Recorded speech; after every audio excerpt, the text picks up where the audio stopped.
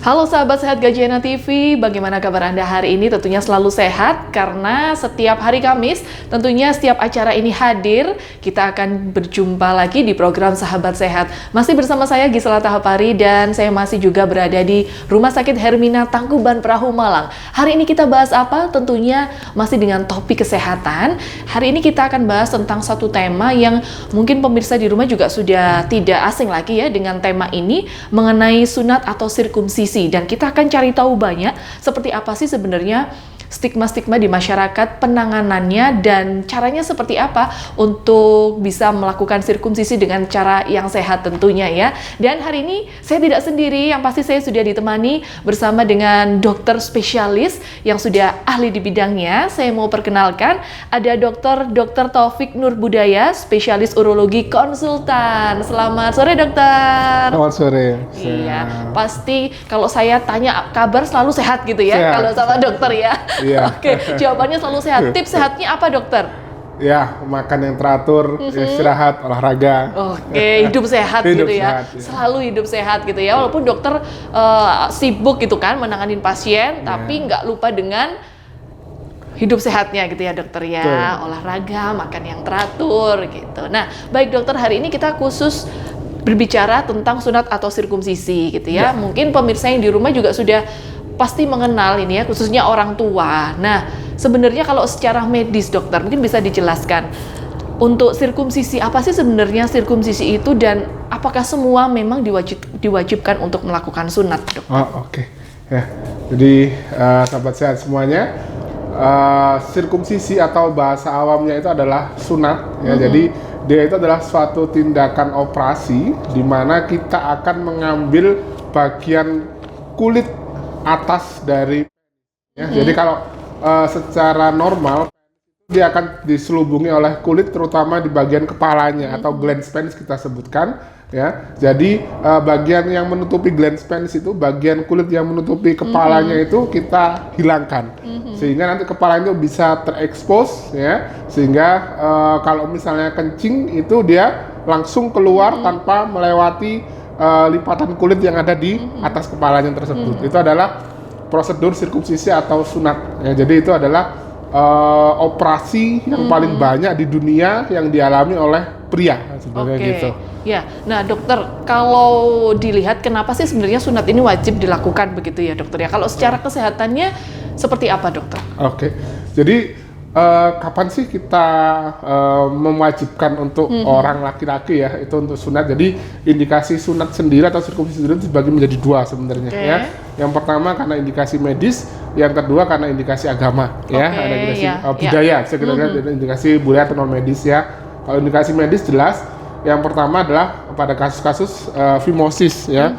Fimosis itu kasus di mana kulup atau kulit yang ada di kepalanya bisa diretraksikan ke belakang sehingga pada waktu kencing dia akan terhambat di situ ya.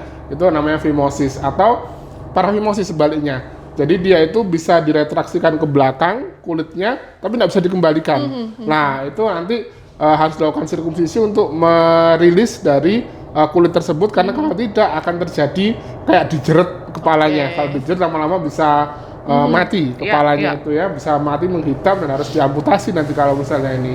Kemudian ada juga indikasi yang berikutnya adalah adanya lesi ya, adanya lesi pada kulitnya tadi itu. Jadi kita harus membuang ya, misalnya ada tumor atau ada sesuatu yang ada di kulit kulupnya itu yang mewajibkan kita untuk membuang, maka kita akan melakukan sirkumsisi ya. Itu untuk indikasi medis. Untuk indikasi non medisnya ya biasanya kita berhubungan dengan agama. Kita tahu bahwa di beberapa agama samawi ya, seperti agama Islam yang dominan di Indonesia, kemudian Yahudi itu sunat atau sirkumsisi itu merupakan bagian dari ritual agama. Karena memang diwajibkan dalam agama tersebut gitu. Jadi meskipun tidak ada indikasi medisnya, cuman dia diwajibkan karena alasan agama tersebut. Jadi ada dua indikasi pada waktu kita akan melakukan sirkumsisi atau sunat itu. Berarti memang ada faktor sosial juga di masyarakat begitu ya. Kalau memang wajib begitu ya, seperti yang ada di kebudayaan kita yang ada di Indonesia begitu, bahwa seorang pria atau anak-anak mungkin diwajibkan juga untuk melakukan sunat. Nah, Ya. dokter, untuk usia sendiri yang baik ini usia berapa sih, dokter? Apakah anak-anak ataukah dewasa juga boleh di usia berapa, dokter? Oke, jadi untuk batasan kita melakukan sirkumsisi atau sunat ya, kalau misalnya ada indikasi medis, tadi kan ada dua ya, indikasi medis sama indikasi non medis atau indikasi budaya. Iya. Kalau indikasi medis, pada saat ditemukan indikasi itu, maka wajib kita akan melakukan sirkumsisi ya. Mau bayi, mau anak-anak, mau Oke. dewasa, asalkan indikasi medis itu Medisnya. sudah masuk, berarti Oke. kita harus melakukan sirkumsisi pada saat itu. Tapi untuk indikasi budaya, ini tidak ada batasan tertentu Oke. ya. Artinya bisa mulai dari bayi, bisa mulai anak-anak, atau bahkan dewasa. Mohon maaf, misalnya ada pasien yang mualaf gitu ya, masuk Islam gitu ya. Nah, kemudian dia karena kewajibannya tadi itu baik lagi umat Islam yang laki-laki harus disirkumsisi, meskipun dia tidak ada indikasi ya tetap harus kita lakukan sirkumsisi pada dewasa, itu oke. Atau misalnya kalau budayanya di Islam sendiri ya, di agama saya agama Islam, biasanya menjelang akhir balik misalnya, itu juga bisa dilakukan. Jadi sebenarnya tidak ada batasan usia tertentu untuk kita melakukan sirkumsisi atau sunat, untuk terutama untuk kriteria yang non medis. Tapi untuk kriteria medis, begitu ditemukan indikasi itu ya harus dilakukan di saat itu. Oke. Gitu. Nah, dok, kita lihat sekarang juga banyak juga yang baru lahir bayi begitu Ya, ya, itu sudah dilakukan sunat. Nah, ini walaupun tidak ada indikasi medis, tapi bisakah permintaan orang tua begitu, dok? Ataukah memang baru bayi indikasi medis saja sudah muncul? Gimana, Oke, dokter? jadi balik lagi, kalau misalnya indikasi medis dari sunat tadi kan ada fimosis, parafimosis, lesi pada preputium atau kulupnya, kemudian infeksi yang berulang misalnya, itu bisa terjadi pada semua umur, kan? Iya. Mulai dari bayi sampai dia dewasa. Jadi kalau misalnya memang ditemukan pada bayi baru lahir, kemudian ditemukan indikasi itu, oh ini fimosis, oh ini parafimosis atau yang lainnya, ya maka kita akan lakukan tindakan sunat di usia tersebut.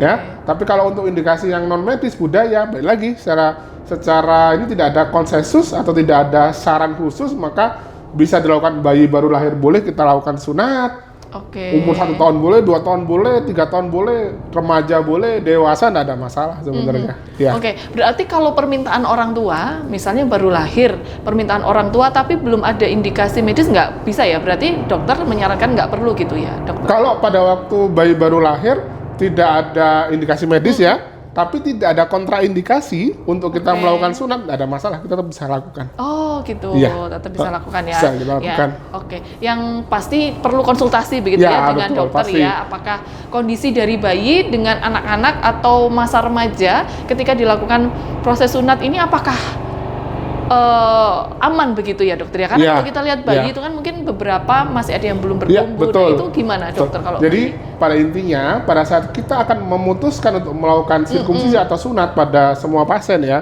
baik itu indikasi medis maupun indikasi yang non medis, kita harus melihat ada tidaknya kontraindikasi pada pasien tersebut, atau ada larangan-larangan nggak pasien ini untuk kita lakukan persunatan gitu ya. Contoh pada waktu bayi misalnya, bayi dengan keadaan yang rentan ya, bayi yang baru lahir, prematur misalnya, atau berat lahir rendah, atau ada kelainan-kelainan lain pada bayi itu ya, otomatis kita tidak menyarankan sunat pada saat itu, karena fokusnya adalah dia untuk survive dulu, untuk bisa hidup dulu kan gitu ya. Kemudian pada anak-anak misalnya, atau pada remaja, atau pada orang tua ya, kita harus cari ada nggak kontraindikasi untuk kita lakukan sirkumsisi gitu ya, atau sunat ya. Contohnya adalah semua kelainan, semua bentuk abnormal dari ya, atau dari pria itu, kalau misalnya ada kelainan apapun, sedikit apapun, itu maka harus segera dikonsultasikan ke ahli urologi untuk sebelum kita melakukan tindakan sirkumsisi itu. Jadi pada dasarnya tidak ada batasan usia, cuman untuk misalnya bayi baru lahir atau kondisi yang lainnya itu tetap harus dikonsulkan untuk memastikan tidak ada kontraindikasi atau larangan-larangan yang buat dia tidak bisa kita sunat. Intinya seperti itu. Oke, ya, Gitu. ya, berarti memang kembali juga ke orang tua, kembali Betul. juga ke kondisi anak atau bayi itu Iya, juga ya, iya, dokter ya. betul. Ketika memang orang tua ini mau memutuskan untuk sunat bayi saja lahir atau nanti waktu Iya. menuju remaja, Betul, begitu ya, sahabat betul. sehat ya. Nah, dokter, terkait dengan penyakit-penyakit tertentu, dok, apakah ketika seseorang ini tidak disunat, Ya. adakah penyakit-penyakit yang memang akan terjadi gara-gara tidak disunat, penyakit bawaan seperti apa, Oke. dok? Jadi kalau penyakit bawaan karena tidak disunat jelas tidak ada ya.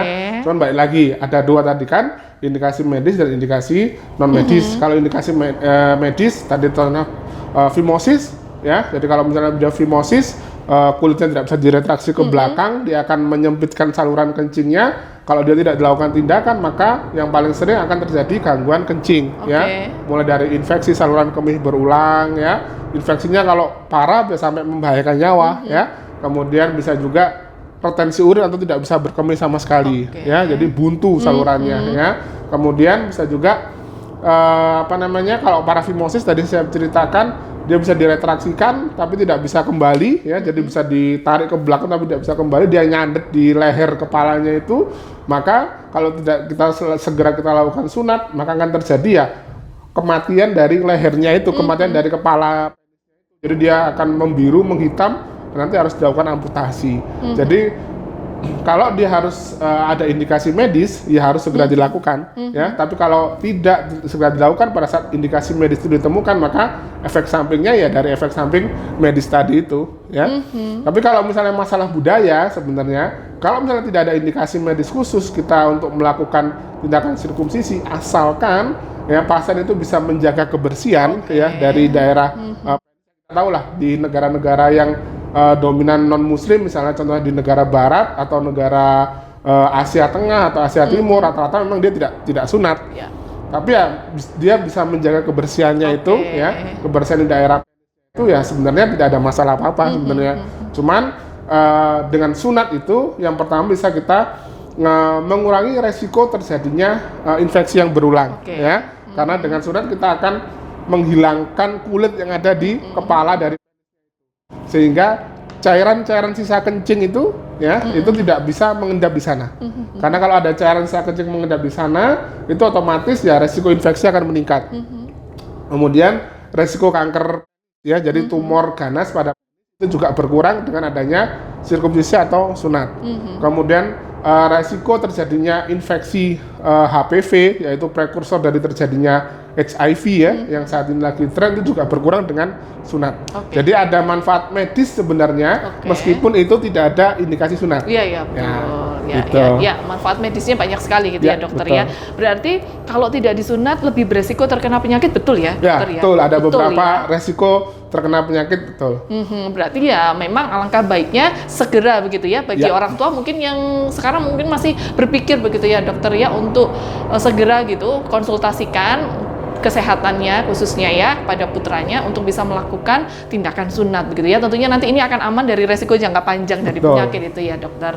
Nah, dokter, untuk saya pernah dengar, dokter, ada beberapa masyarakat gitu bilang kalau ketika sudah disunat itu kok cepet tinggi ya anaknya. Nah, ini secara itu betul nggak sih, dok? Karena biasanya ini kok anaknya kurang tinggi, yuk sunat aja, tapi benar ternyata tinggi itu apa? Memang ada kaitan ya, dokter? Berarti memang jadi sebenarnya yang menyebabkan pertumbuhan, ya, pertumbuhan itu adalah status gizi, ya, status gizi, status nutrisi dari pasien tersebut, ya. Yang paling sering adalah itu infeksi yang tersembunyi sebenarnya. Jadi misalnya anak itu, ya, kalau dia belum sunat, terutama dengan fimosis misalnya, itu sebenarnya dia sudah menderita infeksi laten pada saluran kencingnya, ya.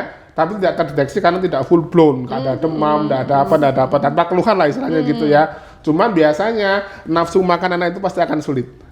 Ya, itu adalah salah satu tanda-tanda bahwa ini biasanya terjadi infeksi saluran kemih berulang, ya, karena fimosis itu tadi, ya. Begitu kita hilangkan penyebabnya, fimosisnya dalam hal ini, atau kita sunat lah, ya, sehingga kemungkinan infeksinya menjadi menurun, ya, atau angka infeksi rate-nya itu menurun, sehingga anak itu jadi lebih doyan makan, ya. Nah, jadi bukan secara langsung berhubungan bahwa sunat itu pasti akan nanti tinggi gitu, enggak. Tapi biasanya karena ada infeksi yang bisa kita jaga, kita atasi dengan sunat pada anak-anak, sehingga akan memperbaiki status nutrisi, status gizinya. Jadi dia lebih lahap makan, lebih lahap untuk aktivitasnya tidak terganggu segala macam, sehingga pertumbuhannya jadi lebih cepat. Gitu. berarti intinya adalah status gizi gitu ya, dokter, ya. Status gizi yang utama. Status nutrisi, status gizi. Untuk bisa membantu pertumbuhan gitu ya, dokter, ya. Nah, dokter, kalau itu tadi pada anak-anak. Nah, kalau sekarang pada pria dewasa, dokter, benarkah bahwa setelah sunat ini akan mempengaruhi fungsi reproduksi setelah dewasa?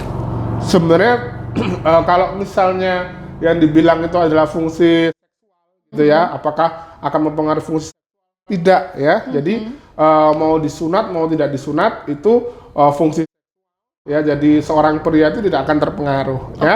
Jadi karena yang kita hilangkan memang adalah bagian kulit yang sebenarnya tidak berfungsi, tidak punya fungsi secara pada orang dewasa itu. Jadi kalau misalnya ada yang mitos bilang bahwa kalau misalnya disunat itu bagian sensitifnya dihilangkan sehingga dia lebih sulit ereksi misalnya, atau malah lebih cepat ejakulasi, itu hanya mitos ya. Karena yang kita hilangkan itu sama dengan kulit yang ada di di belakangnya itu yang notabene tidak berfungsi apapun ya, kecuali kalau misalnya pada saat kita melakukan tindakan sunat itu ada komplikasi gitu ya, komplikasi misalnya perlukaan atau pemotongan dari kepala, itu akan mempengaruhi jelas itu. Kalau itu mempengaruhi baik itu fungsi seksual maupun fungsi reproduksi. Tapi secara umum kalau sunat itu dilakukan dengan baik dan benar ya, tidak akan mempengaruhi fungsi reproduksi dari seorang pria yang dewasa.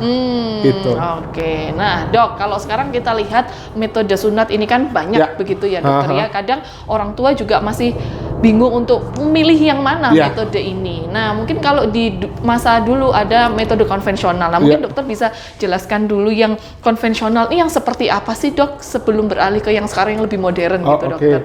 Jadi metode ya. Jadi kalau bisa kita bilang metode itu sekarang ini memang ada beberapa. Pada dasarnya adalah kita harus memotong dan menghilangkan prepusium atau kulit yang ada di kepala dari ya. Yang pertama metode tradisional atau konvensional. Jadi kita ya memotongnya dengan menggunakan gunting kan gitu ya.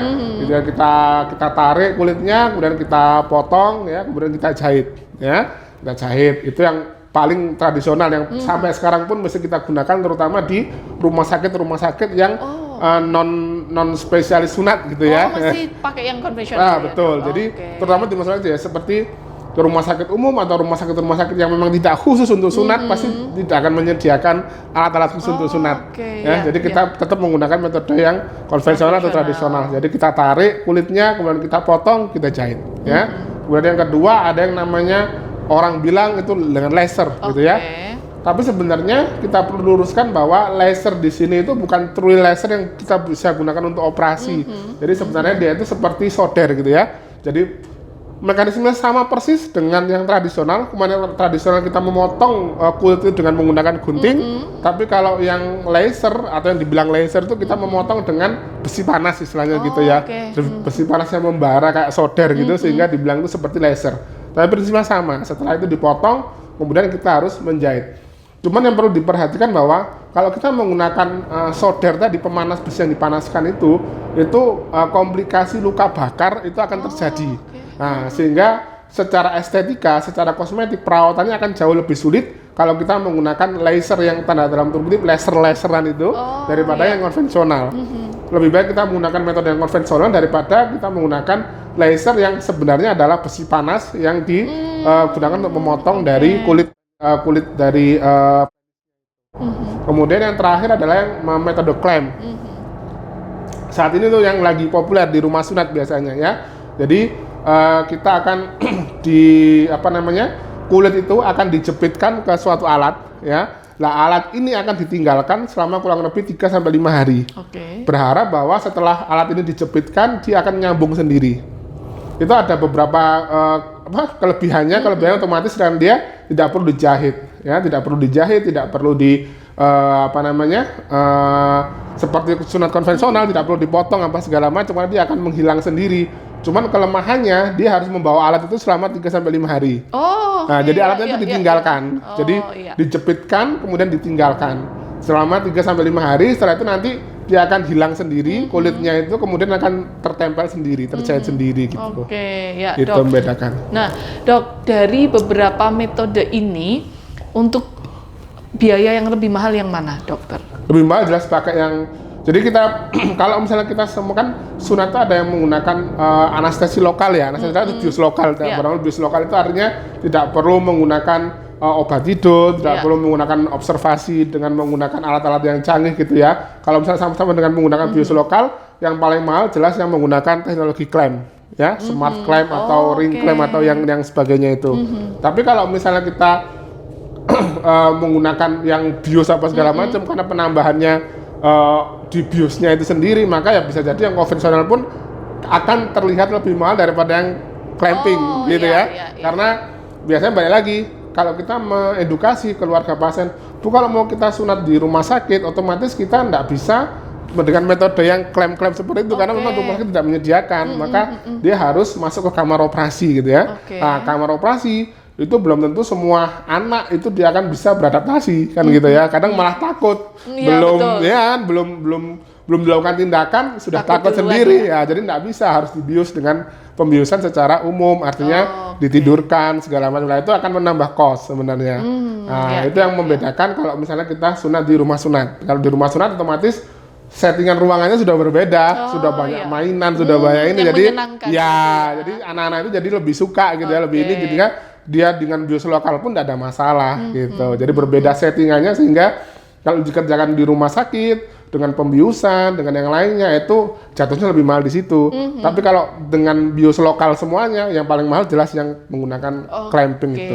Iya, berarti memang banyak pertimbangan di situ ya dokter. Betul. Ya semua ada plus minusnya. Betul. Ketika orang tua yang di rumah ini memilih yang mana metode yang mau dipakai begitu ya dokter. Nah dokter, berarti kalau dari dokter sendiri saya simpulkan tadi bahwa yang modern tidak selalu lebih baik dari yang konvensional. Betul. Kalau secara efikasi, secara efisiensi itu hampir sama semuanya, baik yang tradisional maupun yang metode clamping itu. Jadi hampir sama, semua outcome-nya sama, angka komplikasinya juga sama, angka keberhasilannya sama, kemudian angka penyembuhannya, lama penyembuhannya juga sama, hampir sama semuanya. Oke, nah dokter, kalau dilihat dari pasca perawatan, dari pasca perawatan dok, metode mana yang pasca perawatannya ini lebih praktis, lebih cepat untuk kembali beraktivitas gitu dokter? Ya, jadi saya bilang bahwa semua metode hampir sama efisiensi dan efikasinya, baik itu dari segi komplikasi pasca tindakan maupun perawatan pasca tindakan. Yang membedakan adalah tadi saya ceritakan, kalau misalnya kita dengan metode konvensional maka kita harus menjahit ya. Ada luka di situ yang harus kita rawat. Tapi biasanya nggak terlalu ribet perawatannya, hanya diberikan antibiotik oles itu aja ya. Dibiarkan terbuka, nanti dia dalam 3 atau 5 hari dia akan kering sendiri ya. Kalau yang metode clamping itu tadi saya bilang bahwa alat itu akan ditinggal di situ ya selama 3 sampai 5 hari sampai nanti dia kulitnya terkelupas sendiri, kemudian dia menempel sendiri. Jadi dalam tanda kutip agak ribet karena ya ada alat yang harus dibawa kemana-mana oleh pasien ya, atau orang yang disunat itu. Jadi tapi kalau secara efektivitas dan efisiensi hampir sama sih dua-duanya. Gitu ya. Kalau secara umumnya dokter, berapa lama sih kesembuhannya ini atau bisa beraktivitas lagi nih anak-anak secara umum tuh berapa lama dokter? Kalau yang metode konvensional karena kita sudah menjahit kulitnya itu, hari ini sunat, besok sudah beraktivitas seperti biasa, tidak ada masalah. Boleh. Ya, tidak ada masalah, aktivitas biasa seperti biasa, tidak ada masalah. Biasanya luka akan kering dalam 3 atau 5 hari. Tapi kalau misalnya dengan metode smart clamp, ya sebenarnya aktivitas tidak ada masalah, cuman ya harus ada alat yang ada nempel di. Ya itu juga sama, 3 sampai 5 hari, setelah itu nanti alatnya dilepas, clampingnya dilepas. Ya paling tidak istirahat 1 minggu gitu ya dokter ya, supaya lebih amannya ya dokter. Nah dokter, menurut pengalaman dokter, pernah tidak dok ini setelah melakukan metode sunat apapun terus pasca perawatan ini terjadi infeksi begitu? Nah apa sih yang menyebabkan kalau itu bisa sampai terjadi infeksi? Ada, jelas ada. Salah satu resiko komplikasi dari sunat metode apapun adalah komplikasi berupa infeksi, ya, infeksi pada luka operasi atau infeksi pada luka sunatnya ya. Yang paling harus diperhatikan pasca kita melakukan sirkumsisi atau sunat adalah status gizi atau status nutrisi ya. Karena penyembuhan luka itu di samping karena faktor kebersihan juga faktor nutrisi atau gizi. Jadi tidak boleh ada tarak istilahnya gitu ya. Tidak boleh ada larangan makanan pada pasien-pasien atau orang yang setelah disunat. Jadi makan harus bebas. Dan malah diutamakan untuk yang tinggi protein agar penyembuhan luka itu bisa menjadi lebih baik dan menghindari infeksi ya. Yang kedua tetap otomatis adalah kebersihan, masalah kebersihan ya. Jadi kebersihan terutama masalah kelembapan atau masalah perkencingan ya. Jadi harus dijaga, dia tidak boleh terlalu kering, tidak boleh terlalu lembab ya. Kemudian setelah kencing harus segera dibersihkan, karena kencing itu kalau misalnya dia tidak dibersihkan dia akan mengkontaminasi luka operasinya ya, seperti itu. Jadi kemudian dibantu juga bisa kita menggunakan antibiotik lokal atau antibiotik yang dioleskan. Jadi 3 faktor itu nutrisi, kemudian kebersihan dan penggunaan antibiotik lokal untuk menghindari terjadinya infeksi pasca sirkumsisi atau sunat. Oke, berarti pantangan makanan nggak ada ya Nggak ada dokter sama ya, sekali. semuanya boleh dimakan, Boleh dimakan. begitu ya. Maka harus lebih harus. baik, gizinya harus lebih baik lagi. Nah, dokter untuk ini sendiri dok, tadi saya belum menanyakan ada penyakit bawaan gitu ya, kelainan bawaan, Yes. hipospadia, Iya. gitu, tentang posisi lubang kecil yang tidak berada persis tepat Betul, di ujung. betul. Nah, ini seperti apa penanganannya dokter? Jadi kalau misalnya tadi saya bilang ya, pada waktu orang tua memutuskan, oh ini harus disunat, oh kita mau sunat, maka kita harus konsulkan dulu ke dokter, minimal dokter umum atau dokter ahli urologi untuk memastikan tidak ada larangan-larangan untuk sunat ya. Nah, larangan sunat itu adalah semua bentuk kelainan pada secara normal. Salah satunya adalah hipospadia itu. Dimana kalau secara normal ujung atau ujung saluran kencing itu bermuara di kepalanya ya. Nah, kalau misalnya pada hipospadi dia tidak berada di situ, lubang itu berada di bawahnya sini ya, di bawahnya sini. Maka itu haram hukumnya untuk kita melakukan sunat ya. Karena kalau misalnya kita melakukan sunat, kita habiskan kulit yang ada di kepalanya. Lah, kulit itu nanti digunakan untuk rekonstruksi pembuatan saluran kencing yang baru. Jadi pada waktu kasus hipospadi atau nanti semua kasus-kasus kelainan pada genitalia atau pada tidak boleh dilakukan sunat karena apa? Kulit yang ada di itu nanti digunakan untuk rekonstruksi, membetulkan bentuk dari itu agar kembali seperti bentuk orang yang normal gitu ya. Jadi nanti hipospadi itu juga sama, dia tidak boleh disunat, nanti ada rekonstruksi pada penisnya ya. Jadi kita gunakan kulit yang ada di kepala itu untuk membuat saluran uretra atau saluran kemih yang baru sehingga nanti tetap saluran kemihnya dibikin di ujung dari kepala.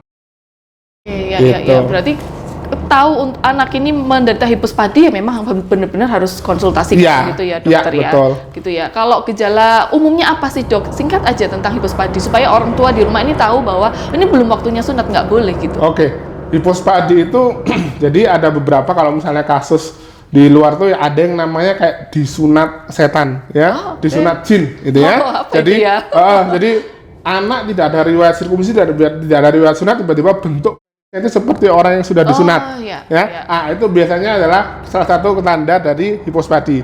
Jadi kalau misalnya diruntut nanti itu pada kasus seperti itu dilihat muara saluran kencingnya pasti dia tidak di ujung ya. Jadi saluran kencingnya itu atau muara saluran kencing itu berada di bawahnya dari tersebut ya. Jadi kalau misalnya ditemukan kasus seperti itu kemungkinan besar adalah hipospadi ya.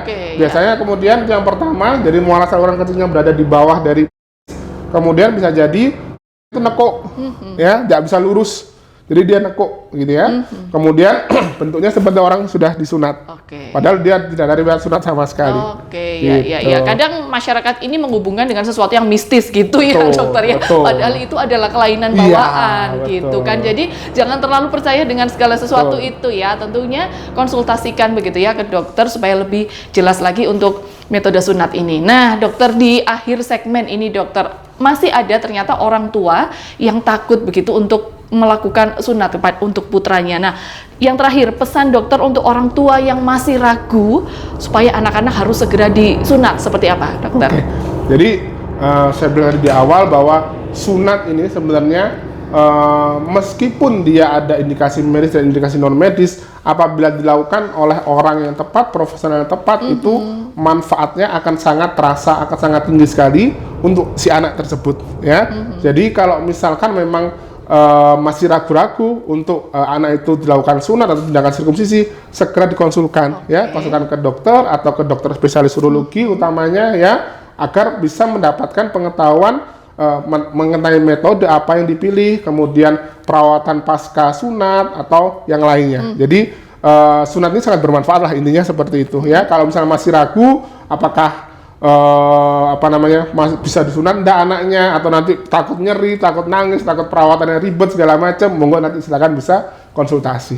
Betul gitu. Sekali ya dokter ya, intinya konsultasi begitu kan, karena kita sebagai masyarakat kita tidak tahu, kita tidak punya pengetahuan yang lebih jelasnya begitu, untuk lebih jelasnya dan lebih amannya, terutama untuk menjaga kesehatan dari putranya, segera konsultasikan putra-putri, Bapak Ibu yang ada di rumah untuk segera konsultasi ke dokter yang memang benar-benar ahli. Boleh langsung ke Rumah Sakit Hermina Tangkuban Perahu. Baik dokter, terima kasih atas kesempatannya hari ini, boleh berbagi informasi kepada sahabat sehat yang ada di rumah. Dan sebenarnya kita sudah harus berpisah sahabat sehat, yang pasti kita minggu depan akan bertemu kembali di hari dan jam yang sama. Saya Gisela Tahapari dan kru yang bertugas hari ini mengucapkan terima kasih atas kebersamaan Anda. Sampai jumpa dan salam sehat. Gajah